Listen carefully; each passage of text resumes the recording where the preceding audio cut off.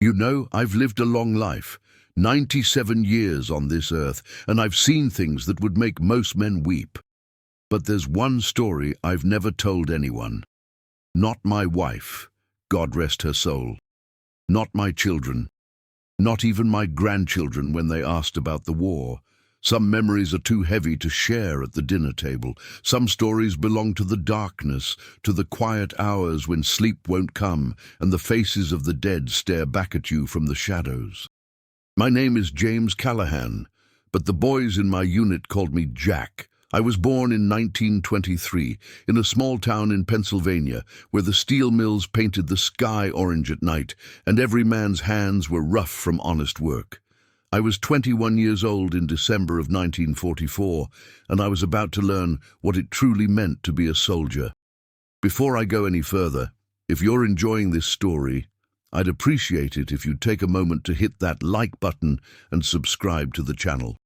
It helps more than you know, and it means this old veteran's memories won't be forgotten. Now let me take you back to a time when the world was on fire. The winter of 1944 was the coldest I'd ever known, not just in temperature, but in spirit. We were part of the 28th Infantry Division, stationed near the Ardennes Forest in Belgium. The brass had told us this sector was quiet, a rest area they called it. A place where exhausted divisions could recover before being thrown back into the meat grinder. They were wrong, dead wrong. I remember the morning of December 16th like it was yesterday. The fog hung so thick over those pine forests that you couldn't see 20 feet in front of you. The snow had fallen overnight, blanketing everything in white, making the world look peaceful in a way that felt obscene considering what we'd been through. I was huddled in my foxhole with my buddy Tommy Kowalski. Tommy was from Chicago, a stocky Polish kid with a quick laugh and quicker hands when it came to cards. He'd cheated me out of 3 months' pay since we landed in Normandy, but I loved him like a brother. We'd shared everything since basic training, our fears, our hopes, our letters from home. "Jack," Tommy whispered that morning, his breath forming clouds in the frigid air. "You hear that?" I listened. At first, there was nothing. Just the eerie silence of a winter forest. Then I heard it, a distant rumble, like thunder rolling across the hills. But it wasn't thunder, I knew that sound. Artillery. What came next was hell itself unleashed upon the earth. The German offensive hit us like a tidal wave. Thousands of enemy soldiers, supported by tanks and artillery, came pouring out of the fog. They called it the Battle of the Bulge. But we didn't know that then. All we knew was that we were suddenly fighting for our lives against an enemy that seemed to appear from nowhere. Our unit got scattered in the chaos of that first day. Radio communications broke down. Supply lines were cut. We didn't know who was alive and who was dead, where our flanks were, or even which direction to retreat. The Germans had achieved complete tactical surprise, and we were paying for it in blood. I found myself leading a small squad of 8 men through the frozen forest, trying to link up with the rest of our company. There was Tommy, of course, Private First Class Rodriguez, a quiet Mexican-American kid from Texas who was the best shot in our platoon. Corporal Williams, a black soldier from Mississippi who'd been assigned to our unit as a replacement, one of the few integrated combat assignments of the war. Private Jenkins, barely 18, who still wrote to his mother every day. Sergeant O'Brien, an old-timer from Boston who'd fought in the First War and had re-enlisted because he said he couldn't stand watching from the sidelines. Private Kowalski, no relation to Tommy, a lanky farm boy from Nebraska. And Private Morrison, a former seminary student from Virginia who carried a small Bible in his breast pocket and prayed before every battle. 8 men. That's all I had. 8 men to keep alive in a frozen forest swarming with German soldiers. We moved through the trees like ghosts, our white bedsheets worn as makeshift camouflage over our olive-drab uniforms. The snow fell steadily, covering our tracks almost as fast as we made them. Every snap of a twig made our hearts stop. Every shadow could be an enemy. On the second day, we came upon a farmhouse that had been abandoned. The family had fled, leaving behind half-eaten meals on the table and clothes still hanging on the line, now frozen stiff as boards. We took shelter there for a few hours, trying to get warm and figure out our next move. That's when the radio crackled to life. All units, all units. The voice was scratchy, broken by static. German armor advancing on grid reference Baker 79er. All available units converge to reinforce. Critical. Repeat critical. I looked at my map. Baker 79er was a crossroads about 5 miles northeast of our position. If the Germans took that crossroads, they'd have a clear path to the supply depot at Bastogne. And Bastogne was the key to everything. Then came the order that I knew was going to get me killed. Callahan, Jack. Sergeant, 28th Infantry. Do you copy? My blood ran cold. They knew my name. They were calling me specifically. This is Callahan. I copy. Callahan, we need you to take your squad and delay the German advance at grid reference Charlie 42. Hold that position for a minimum of 6 hours. Reinforcements en route. Acknowledge. I looked at my map again. Charlie 42 was a narrow ravine between two hills, about 3 miles from our current position. It was a natural choke point, one of the few places where German armor would have to slow down and proceed in single file. But holding that position with 8 men against what could be an entire panzer division, it was a suicide mission. We all knew it. "Sir," I said into the radio, "please confirm. You want 8 men to hold that position against German armor?" There was a pause. Then the voice came back, colder now, more official. "Confirmed, Sergeant. This comes directly from division. You will hold that position or you will die trying. The fate of Bastogne depends on delaying that column. 6 hours, that's all we need. Reinforcements are on the way. God be with you, Callahan. Out." The radio went silent. I looked at my men. They'd heard every word. I saw fear in their eyes, the same fear I felt churning in my gut, but I also saw something else: determination, trust. They were looking at me to tell them what to do. Tommy was the first to speak. "Well, Jack, looks like we're going to have a busy day." O'Brien checked his weapon. 6 hours. I've held my liquor longer than that. Williams nodded slowly. "My granddaddy was a slave. He survived worse odds than this. So can we." One by one, they all affirmed their readiness. Even young Jenkins, whose hands were shaking so bad he could barely hold his rifle, straightened his spine and said, "I'm with you, Sergeant." In that moment I felt a love for those men that I cannot describe, a love born of shared suffering and the knowledge that we might all be dead by sunset, a love that transcends the ordinary bonds of friendship or family, a brotherhood forged in the crucible of war. "All right," I said. "Let's move out. We've got a ravine to hold." The march to Charlie 42 was brutal. The temperature had dropped to well below 0, and the wind cut through our clothes like knives. We moved in single file, stepping in each other's footprints to minimize our trail. Rodriguez took point, his sharp eyes scanning the forest for any sign of enemy movement. O'Brien brought up the rear, covering our backs with his Thompson submachine gun. We reached the ravine just as the sun was beginning to set. It was exactly as I'd imagined, a narrow passage between 2 steep wooded hills, barely wide enough for a single tank to pass through. The trees on either side were thick with snow, providing excellent cover. At the far end of the ravine, maybe 300 yards away, the passage opened up into a wider road that led toward Bastogne. "This is it," I said. "Tommy, Williams, take the left flank. Set up behind those fallen logs. Rodriguez, you and Jenkins take the right. Find the highest ground you can and dig in. O'Brien, Morrison, you're with me in the center. We'll set up the machine gun covering the main approach." "What about Kowalski?" Tommy asked, nodding toward the lanky Nebraskan. "Kowalski, you're our runner. If anything happens to the radio, you run back to that farmhouse and get word to division. Understand?" Kowalski nodded, his Adam's apple bobbing nervously. We worked quickly in the fading light, digging shallow foxholes in the frozen earth with our entrenching tools. The ground was like concrete, and every stroke sent shockwaves of pain through our frozen hands. But we dug. We dug like our lives depended on it, because they did. Morrison set up his position and then made the rounds, offering a prayer with each man.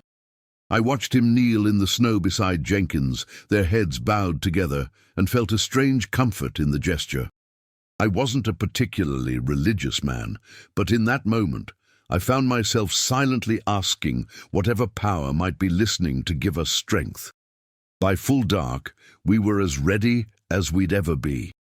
O'Brien had positioned the machine gun to cover the main approach, with excellent fields of fire down the length of the ravine. Rodriguez had found a natural rock outcropping about 30 feet up the right slope that gave him a commanding view of the entire area. Tommy and Williams had created a crossfire position on the left that would catch any advancing infantry in a deadly enfilade. We had one machine gun, 8 rifles, a handful of grenades, and enough ammunition for maybe 2 hours of sustained combat. Against tanks, against possibly hundreds of German soldiers, the waiting was the hardest part.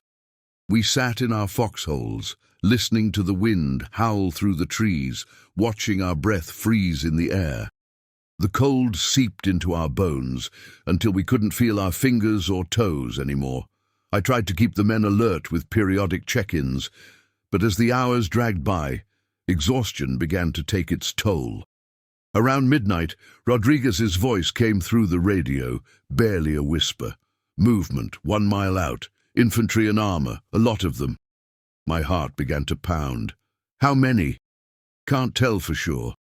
But I count at least 4 tanks, maybe 30, 40 infantry, could be more behind them. My 4 tanks, 40 soldiers, 8 of us. I thought about my mother back in Pennsylvania. I thought about Sarah, the girl I'd left behind, the one I'd promised to marry when I got home. I thought about all the things I'd never done, the life I'd never lived. Then I pushed those thoughts aside and focused on the task at hand. All right, boys, this is it. Hold your fire until they're well into the ravine.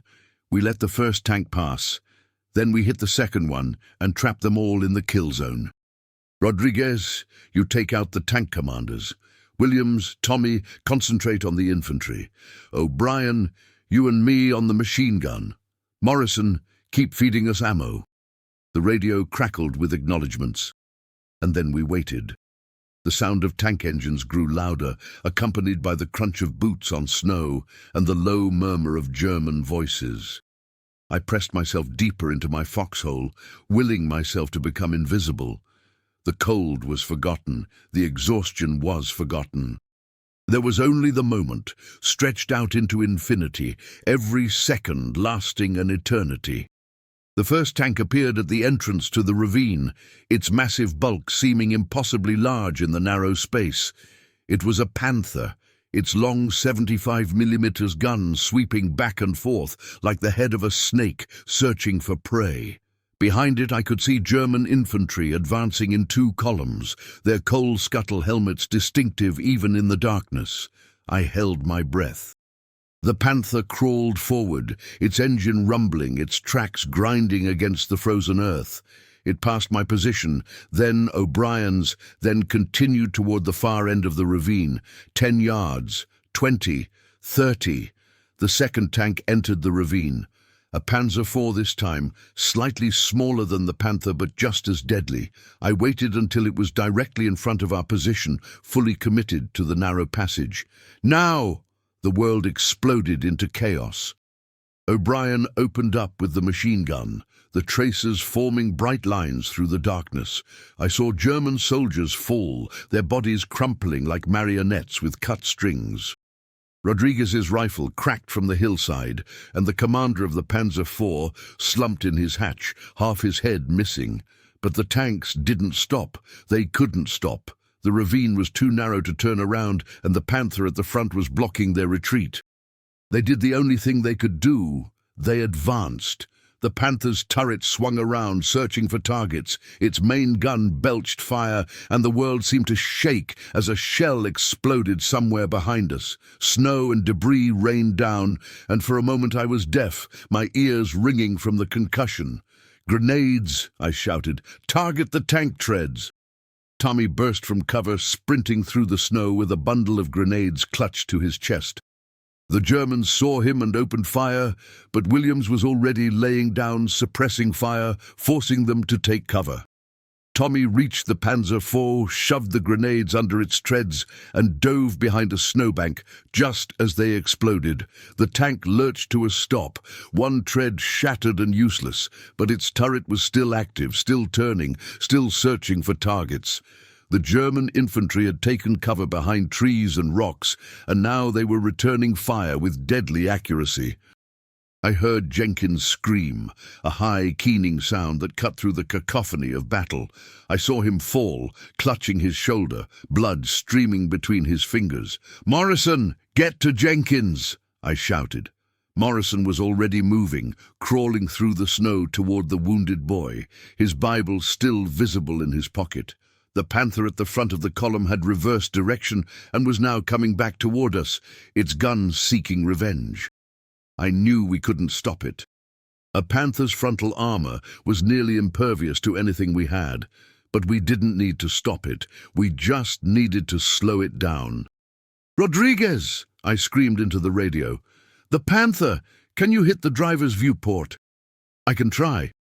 I watched as Rodriguez steadied his rifle, taking careful aim despite the chaos around him. The Panther was closing fast, its gun leveling toward O'Brien's machine gun position. If it fired, O'Brien was dead. Rodriguez's rifle cracked once. The bullet struck the Panther's driver viewport, spiderwebbing the glass but not penetrating. But it was enough. The driver flinched, jerking the tank's controls. The Panther veered to the left, its gun firing wide. The shell exploded harmlessly against the hillside, showering rocks and snow. The tank crashed into a fallen tree, its track spinning uselessly in the snow. It was stuck, at least temporarily. But there were still 2 more tanks coming up behind, and the German infantry was regrouping. The battle raged for what felt like hours, but was probably only minutes. We were outnumbered, outgunned, and fighting on borrowed time. But we held. God help us. We held. O'Brien's machine gun jammed at the worst possible moment, and I watched in horror as a German soldier charged our position with a grenade in his hand. O'Brien drew his pistol and shot the man point blank. But the grenade was already released, already flying through the air. O'Brien threw himself on top of it without hesitation. The explosion was muffled by his body. He died instantly, saving Morrison and me from certain death.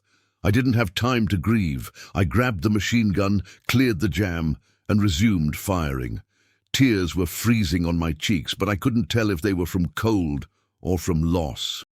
"How long?" Tommy shouted from his position. I checked my watch. My hands were shaking so badly I could barely read the dial. 2 hours! We've been fighting for 2 hours! 4 more hours. We had to hold for 4 more hours. It felt impossible. We'd already lost O'Brien. Jenkins was wounded, maybe dying. Our ammunition was running low. The German tanks were regrouping for another push. And then, like a miracle, the snow began to fall. Heavy, thick, blinding snow that reduced visibility to almost nothing. The Germans couldn't see us. More importantly, their tanks couldn't see their targets. The assault faltered, then stopped altogether. I could hear shouted commands in German, frustrated and confused. "They're pulling back," Rodriguez reported. "Taking cover for now. I think they're waiting for the snow to stop." It was a reprieve, nothing more. But I'd take it. "Morrison, how's Jenkins?" Morrison's voice was strained.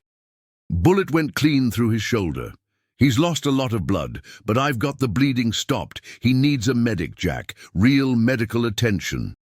I crawled through the snow to where Morrison was tending to Jenkins. The boy was pale, his lips almost blue, but he was conscious. When he saw me, he tried to smile. "Did I do okay, Sarge?" I gripped his good hand. "You did great, kid. You did great. Are we gonna make it?" I wanted to lie to him. I wanted to tell him that everything was going to be fine, that reinforcements were on the way, that we'd all be drinking coffee in a warm tent by morning. But I couldn't lie. Not to him. Not after what he'd just been through. "I don't know," I said honestly. "But we're going to try. That's all any of us can do." He nodded, a tear sliding down his cheek. "My mom's gonna be worried." "She'll be proud," I said. "Whatever happens, she'll be proud." The snow continued to fall for about an hour, giving us precious time to regroup. We redistributed ammunition, tended to our wounds as best we could, and repositioned for the next assault. I counted what we had left, maybe enough rounds for another hour of heavy combat. After that, we'd be down to bayonets and bare hands. Williams found me during the lull, his face grave.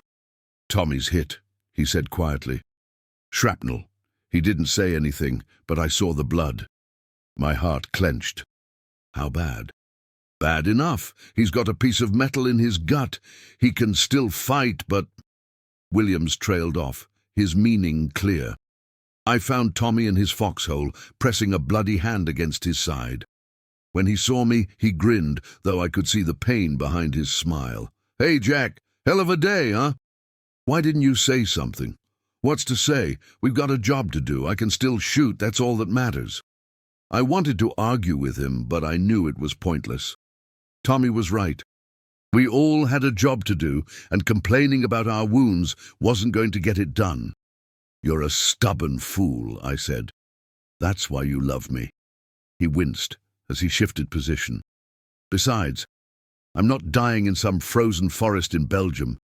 I've got a poker game waiting for me back home. 3 months of your pay to lose." I couldn't help but laugh, even as my heart was breaking. "You cheated for that money. Prove it." The snow began to taper off around 3 in the morning, and I knew the Germans would resume their attack soon. I called the squad together for what I knew might be our last council of war. There were only 6 of us left who could fight. O'Brien was dead. Jenkins was too badly wounded to hold a rifle. Tommy was fighting through pain that would have put most men flat on their backs. We were exhausted, frozen, and running on nothing but adrenaline and sheer determination. "I won't lie to you," I said. "Our chances aren't good. We've got maybe an hour's worth of ammunition left. When that runs out, we fall back to the farmhouse and make our last stand there. But I need you to know something." I looked at each of them in turn. "Rodriguez, Williams, Tommy, Kowalski, Morrison. Whatever happens tonight, I am proud to have served with you, every single one of you. You are the bravest men I've ever known." Tommy raised an imaginary glass. "To the bravest fools in the whole damn army." "To the bravest fools," we echoed. The German attack resumed just before dawn. This time, they came with everything they had. The Stuck Panther had been freed during the lull, and now all 4 tanks were advancing together, their guns blazing. The infantry came in waves, using the tanks as cover, pouring fire into our positions. It was overwhelming, relentless, unstoppable. We fought with everything we had. Rodriguez was a demon with his rifle, dropping German soldiers one after another with mechanical precision. Williams and Morrison held the left flank with desperate courage, fighting back to back when the Germans tried to overrun their position. Tommy, bleeding and pale but still in the fight, took out a German officer who was trying to rally his men for a final push. But it wasn't enough. It was never going to be enough. Our ammunition ran dry just as the sun was beginning to rise. I fired my last bullet, then drew my bayonet and fixed it to my rifle. This was it. This was the end. "Fall back to the farmhouse," I ordered. "Go! Go!" We ran, carrying Jenkins between us, stumbling through the snow, pursued by the sound of tank engines and German shouts. I expected to feel bullets in my back at any moment, expected to die in the snow like so many others before me. But the bullets never came. I don't know why. Maybe the Germans were as exhausted as we were. Maybe they'd lost too many men and decided we weren't worth the trouble. Maybe they were focused on their main objective and saw us as irrelevant. Whatever the reason, we made it to the farmhouse. We barricaded the doors and windows with furniture and debris, and we prepared for our last stand. There were 6 of us able to fight. We had bayonets and a few rounds of pistol ammunition against tanks. "It's been an honor, gentlemen," I said, my voice steady despite the fear coursing through my veins. And then we heard it. A sound that I will never forget as long as I live. The sound of American engines, the sound of Sherman tanks, the sound of reinforcements. They came roaring through the trees just as the first German tank appeared at the edge of the farmhouse clearing. American Shermans, a half-dozen of them, with infantry running alongside. They engaged the German panzers in a brutal point-blank duel that shook the earth and filled the air with smoke and fire. I don't remember much of what happened next. The exhaustion and relief hit me all at once, and my legs gave out beneath me. I sat there in the snow, watching the battle unfold, tears streaming down my face. We'd done it. We'd held for 6 hours. We'd held long enough.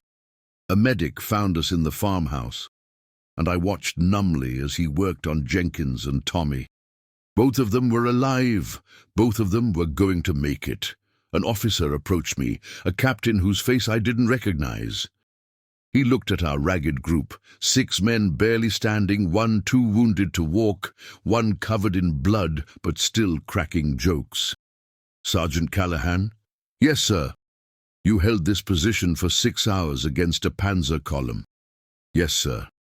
He was quiet for a moment. Then he extended his hand. "I don't have words for what you and your men accomplished. The entire German advance was delayed because of what happened here. Bastogne had time to prepare its defenses. You may have saved thousands of lives." I shook his hand, but I felt nothing. No pride, no satisfaction, just an empty, bone-deep exhaustion. "We lost 1 man," I said. "O'Brien. He threw himself on a grenade." The captain nodded solemnly. "His sacrifice will be remembered. I'll make sure of it." They evacuated us to a field hospital behind the lines. I remember the warmth hitting me like a physical blow, so intense it was almost painful. I remember the taste of hot coffee, the first I'd had in days. I remember sleep, deep and dreamless, the first real rest I'd had in what felt like forever. Tommy was in the bed next to mine when I woke up. He was pale and weak, but his eyes were open and he was smiling. "Hey, Jack." "We made it." "We made it," I agreed. "I'm sorry about O'Brien." I closed my eyes. Michael O'Brien, 43 years old. A veteran of the First World War, a man who'd re-enlisted because he couldn't stand watching from the sidelines, a man who'd thrown himself on a grenade without hesitation, without a moment's thought for his own life. "He saved us," I said. "He saved us all." Tommy reached across the gap between our beds and gripped my hand. "We're going to remember him, Jack. Every day for the rest of our lives, we're going to remember him." And I have. 80 years later, and I still see Michael O'Brien's face when I close my eyes. I still hear his Boston accent, his gruff laugh, his quiet words of encouragement when we were all ready to give up. He was a hero in the truest sense of the word, and I carry his memory with me like a sacred trust. We all recovered from our wounds, eventually. Jenkins lost some mobility in his shoulder, but went on to become a teacher in his hometown. Rodriguez moved to California and opened a restaurant that became famous for its authentic Mexican cuisine. Williams returned to Mississippi and became a civil rights activist, fighting for the freedom he'd risked his life to defend. Morrison finished his seminary studies and became a pastor, ministering to veterans struggling with the invisible wounds of war. Kowalski went back to Nebraska and took over his family's farm, where he raised 5 children and a dozen grandchildren. And Tommy? Tommy went back to Chicago and opened a bar called O'Brien's, in honor of the man who'd saved our lives. I was the best man at his wedding. I was the godfather to his first son. I was there when he buried his wife, and he was there when I buried mine. He passed away 3 years ago at the age of 93. I was holding his hand when he went. His last words to me were, "Tell them, Jack. Tell them what we did. Tell them about O'Brien. Don't let them forget." So that's why I'm telling you this story now. Because the men I served with deserve to be remembered. Because the sacrifices they made deserve to be honored. Because the lessons of that terrible winter in the Ardennes are still relevant today. War is hell. There's no glory in it, no romance, no adventure. There's only blood and pain and loss.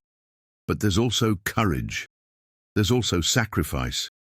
There's also love, the fierce, unbreakable love between soldiers who've shared the worst that humanity can offer. I got an order back in 1944, an order that I knew was going to get me killed, but I had to save my squad. I had to hold that ravine. I had to give my brothers a chance to survive, and we did. Against all odds, we did. Some nights, I still wake up in a cold sweat, the sound of tank engines in my ears, the smell of cordite in my nostrils. Some nights, I'm back in that frozen foxhole, watching O'Brien throw himself on that grenade, watching the light go out of his eyes. Some nights, the ghosts of the Ardennes come calling, and I have to remind myself that I'm safe, that the war is over, that I'm an old man in a warm bed and not a young sergeant in a frozen hell. But even on those nights, I don't regret it. Not any of it. Because I learned something in that ravine that I've carried with me ever since. I learned that ordinary men can do extraordinary things when they're fighting for each other. I learned that courage isn't the absence of fear, but the decision that something else is more important than fear. I learned that love, real love, the kind that makes you willing to die for another person, is the most powerful force in the universe. I was 21 years old in December of 1944. I was just a kid from Pennsylvania with rough hands and a head full of dreams. I went into that forest a boy, and I came out a man. I went in alone, and I came out with brothers who would remain by my side for the rest of my life. The Battle of the Bulge lasted 6 weeks. Nearly 20,000 American soldiers died. Tens of thousands more were wounded or captured.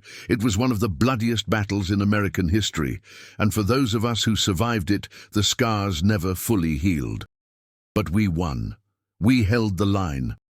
We stopped the German advance and turned the tide of the war in Europe, and a small part of that victory, a tiny, crucial part, happened in a frozen ravine where 8 ordinary men did something extraordinary. That order I got in 1944, it should have killed me. By all rights, I should be buried in some military cemetery in Belgium, my bones resting in foreign soil alongside the brothers I fought beside. But I'm still here, still telling the story, still honoring the memory of the men who didn't make it home. And now you know. Now you know about O'Brien and Tommy and Rodriguez and Williams and Morrison and Kowalski and Jenkins. Now you know about the frozen ravine and the German tanks and the 6 impossible hours that changed my life forever. Remember them. Please, remember them. Because that's all any of us can really hope for in the end. That someone, somewhere, will remember our story. That our sacrifices won't be forgotten. That our lives will have mattered. Mine did. Because of those men, mine did. This is Jack Callahan signing off. May God bless America, and may God bless every soldier who ever put on a uniform and fought for something bigger than themselves. Thank you for listening. Thank you for remembering. And if you've made it this far, please take a moment to leave a comment sharing your thoughts. These stories matter, and your engagement helps ensure they reach more people. Together, we can make sure the sacrifices of the greatest generation are never forgotten. The cold never really left me, you know. Even now, on the warmest summer day, I can still feel it. The bone-deep chill of that Belgian winter. The way the frost would form on your eyelashes, the way your breath would freeze before it even left your lips. But it's not just the physical cold I remember. It's the cold of fear. The cold of watching your friends die. The cold of holding a dying man's hand while the life drains out of him and there's nothing you can do to stop it. In the months after we returned from Europe, I had trouble adjusting to normal life. The sounds were too loud, the colors too bright. I'd flinch at car backfires and dive for cover at the sound of fireworks. Crowds made me anxious, and silence made me paranoid. They didn't have a name for it back then. We just called it battle fatigue, or said a man's nerves were shot. Now they call it PTSD, and there's treatment, support groups, medication. Back then, we just drank and tried to forget. Tommy understood. He was going through the same thing. We'd meet at a bar in Chicago, the same bar he'd eventually buy and name after O'Brien, and we'd sit in a corner booth until closing time, nursing beers and not saying much. We didn't need to talk. Just being together, knowing someone else understood, was enough. It took me years to tell Sarah what had happened. She knew something was wrong. How could she not? But she was patient with me. She'd hold me when the nightmares came, never asking questions, never pushing, just loving me through the darkness. We got married in the spring of 1946 in a small church in Pennsylvania. Tommy was my best man, of course. Rodriguez and Williams made the trip too. Morrison officiated the ceremony. It was the last time we were all together in one place. I think about that a lot now. That last gathering, all of us in suits instead of uniforms, watching me promise my life to Sarah. Morrison's words about love and commitment, his voice the same gentle tenor I remembered from those whispered prayers in the foxholes. Tommy's toast, half joke and half weeping, about how I was the luckiest fool he knew. Rodriguez and Williams standing by the punch bowl, laughing about something I never found out. We thought we'd have more time. We thought there would be more gatherings, more celebrations, more chances to be together. But life has a way of separating people, pulling them in different directions until the threads that bind them grow thin and fragile. Rodriguez died in 1972, heart attack sudden and unexpected. He was 53 years old, still running that restaurant, still making his mother's recipes for a new generation of customers. I flew out for the funeral and stood by his grave, remembering the way he'd lain in the snow on that hillside, picking off German soldiers with mechanical precision, the best shot in the platoon, the quietest man I ever knew. Williams passed in 1989, surrounded by his grandchildren.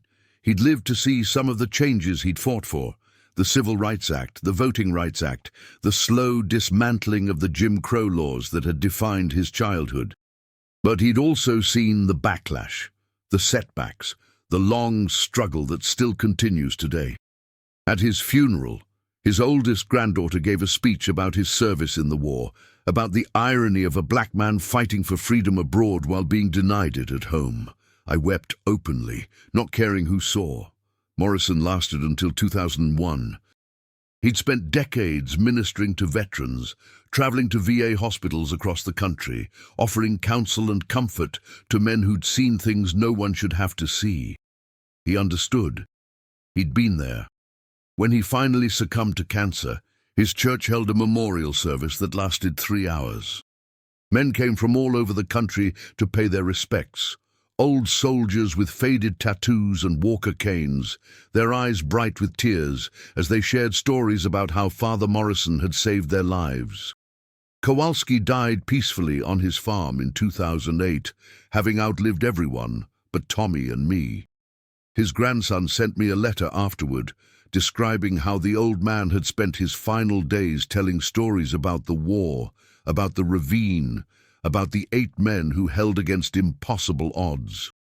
He wanted me to know that his grandfather had considered that winter in Belgium to be the defining experience of his life. Everything that came after, the farm and the family and the decades of peaceful living, all of it was possible because of what we'd done. And then there were 2. Tommy and I stayed in touch until the end. Phone calls at first, then emails when his grandchildren taught him how to use a computer, then video calls that let us see each other's aging faces, even as our voices remained familiar. He was the closest thing to a brother I ever had. Closer, maybe.